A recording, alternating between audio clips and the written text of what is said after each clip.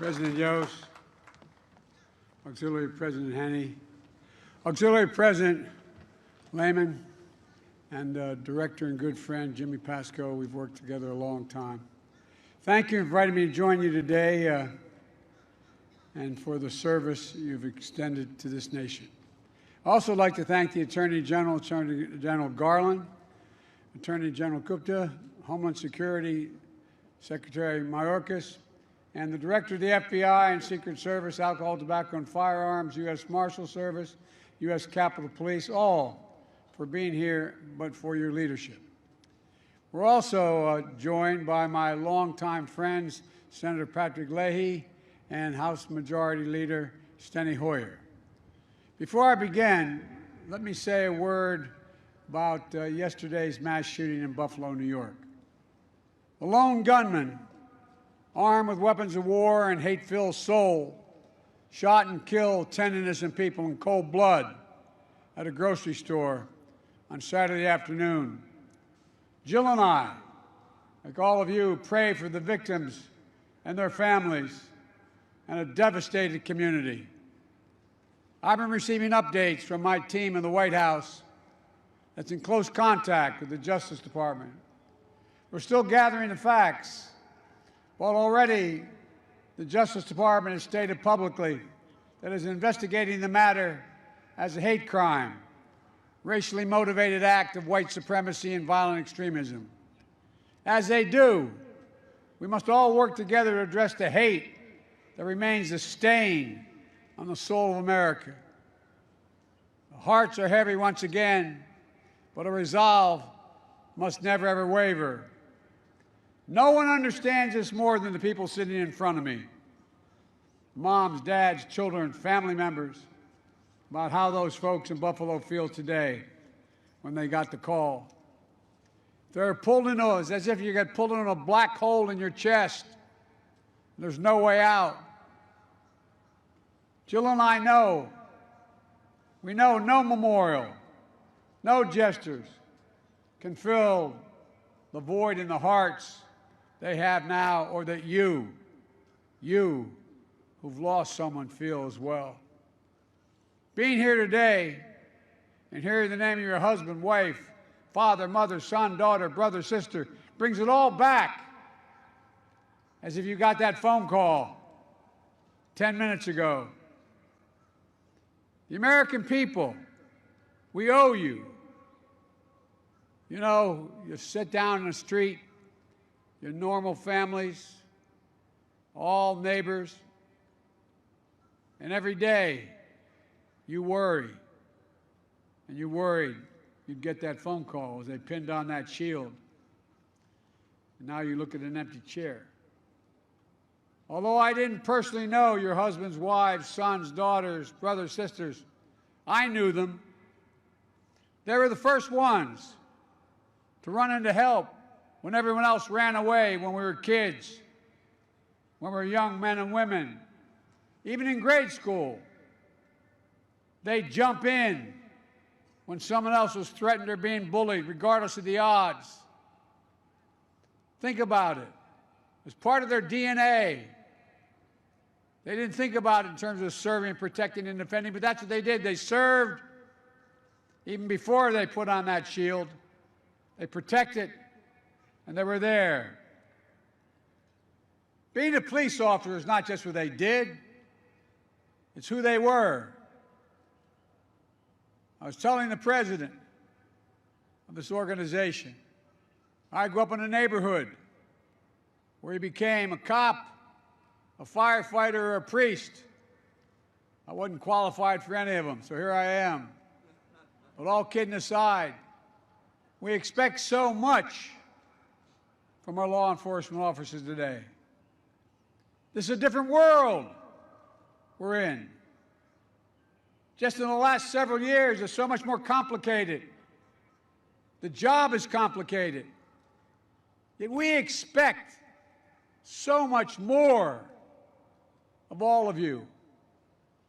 We expect you to be drug counselors for the 100,000 overdose deaths that took place this year. 100,000. We expect you to counsel those who speak to a couple in the midst of a violent confrontation, a husband and wife, man and woman. So many of you are literally and figuratively get caught in a crossfire. You're not trained psychologists. You're law enforcement officers. We expect you to be everything. We expect everything of you. Being a cop today is a heck of a lot harder than it's ever been. COVID-19, 1 million deaths in America, leaving behind, the estimates indicate, 9 significant family members or other. We'll also look at that empty chair at the kitchen table. So many kids left behind because of COVID, schools closing down. You're engaged in longer shifts. The strain and stress of it all is why I continue to be so committed to do more, do better, to keep you safe, to keep our community safe, and to build trust and respect that everyone deserves, particularly all of you. We should focus on and fund the things we know that work, like crime prevention and community policing. Not 1 cop in a car, but 2 walking the street. Cops who walk the beat, who know the neighborhood, who can restore trust and safety. Folks, the answer is not to abandon the streets. It's not to choose between safety and equal justice. And we should agree, it's not to defund the police. It's to fund the police. Fund them with the resources, the training they need to protect our communities and themselves and restore trust among the police and the people. My dad used to say, when someone would say, "Let me tell you what I value, Joe," he'd look at me and say, "Don't tell me what you..." My dad was a well-read, high school educated man who was a graceful man. He said, "Don't tell me what you value. Show me your budget, and I will tell you what you value." Well, here's what I value. As soon as I came to office, we inherited a raging pandemic with only 2 million people vaccinated. We needed to rebuild our economy and restore public safety. We understood the risks that communities could face with rising violence during the pandemic, and at a time when state and local budgets were shrinking because they didn't have the tax base. They're having to lay off cops, firefighters, teachers.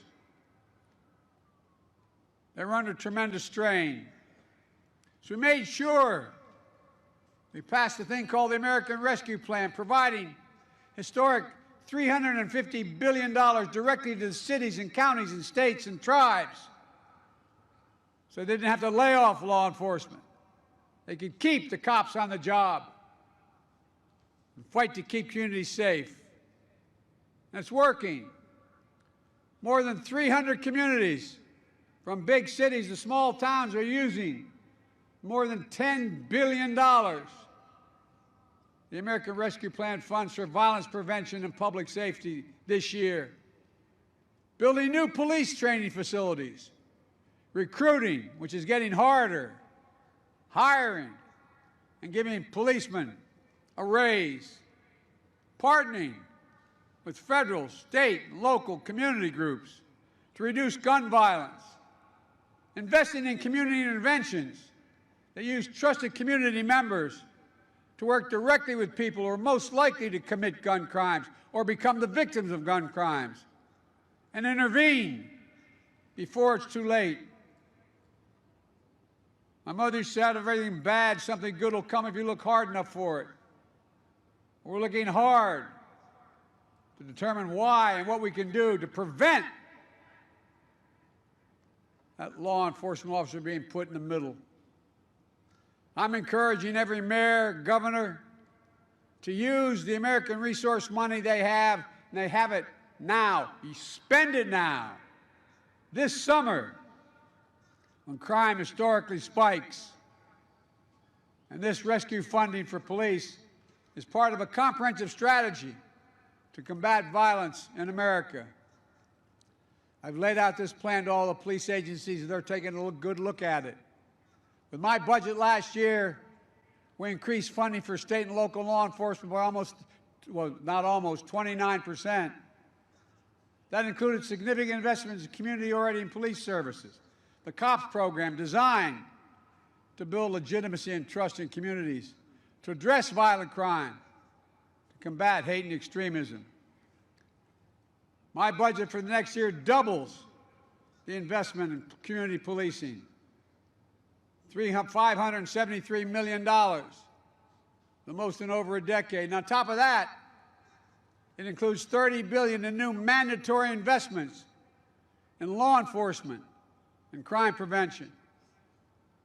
During my State of the Union address, I announced what I called a unity agenda that brings the country together to address the big challenges we face. And one of those included ending the opioid epidemic and addressing the mental health crisis. So many, young and old, because of this pandemic, need help. And having a problem, a mental problem, is no different than breaking your arm or your leg. You need to invest in systems to provide adequate health care, counseling, drug treatment, prevention, housing, education, other social services to those who need it most. Right now, in most places, you serve your time in prison, you get a bus ticket and $25, and you end up under the same bridge you got arrested under the first time. They should have access to education and housing. Give them a chance to move beyond where they were. I'm committed to investing in mental health services, so we have more school counselors, psychologists, and social workers working alongside you. At the same time, we have to do more to protect our officers' mental health and emotional well-being. Suicide was the second highest cause of death with law enforcement officers in 2021, surpassed only by COVID-19. Last November, I signed laws that extended critical peer counseling, mental health resources for officers, expanded eligibility for benefits, first responders who are disabled in the line of duty. It's not unusual. We were talking briefly about the impact on the post-traumatic stress. How many police officers have multiple times been put in line and had to do things that they didn't have to think they'd have to do? We recognize it with our military.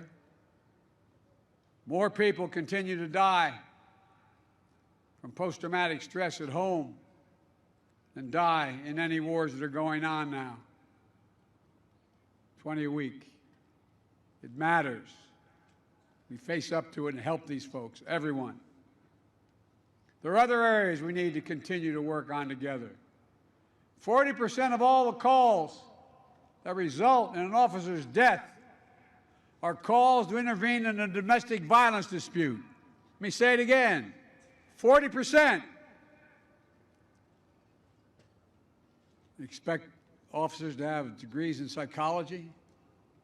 We expect them to have things that are beyond the capacity of any PhD or doc or anybody else.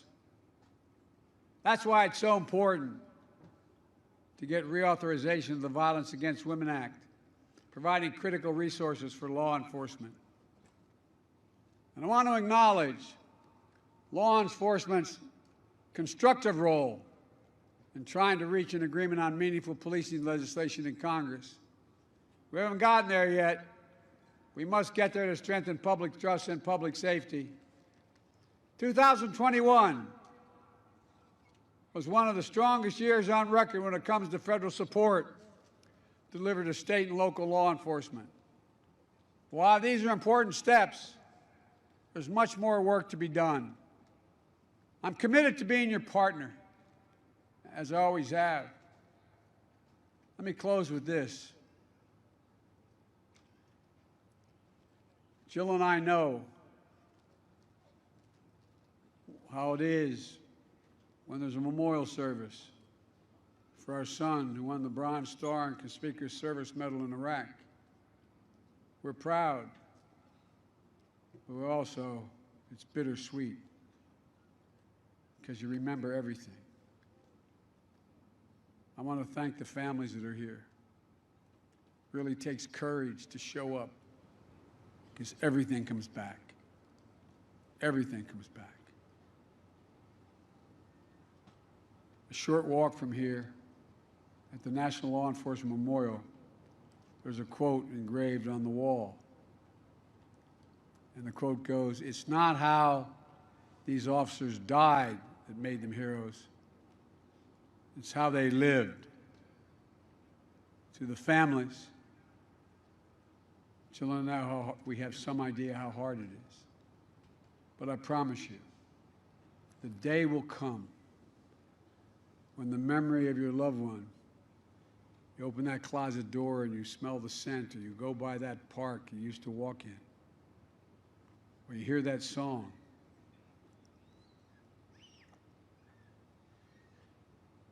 The day will come when it will bring a smile to your lips before it brings a tear to your eyes. And through your pain and your will to find a purpose worthy of how they lived, you'll get through it. But there's nothing easy about it.